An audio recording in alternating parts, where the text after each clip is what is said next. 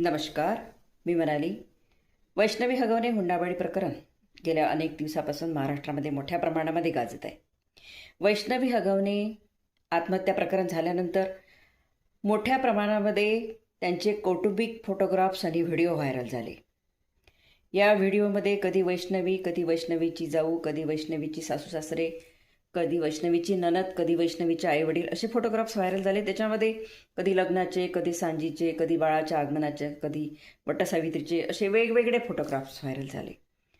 परंतु माझ्या चिकित्सक बुद्धीने किंवा मी केलेल्या सूक्ष्म निरीक्षणाने मला एक गोष्ट लक्षात आली.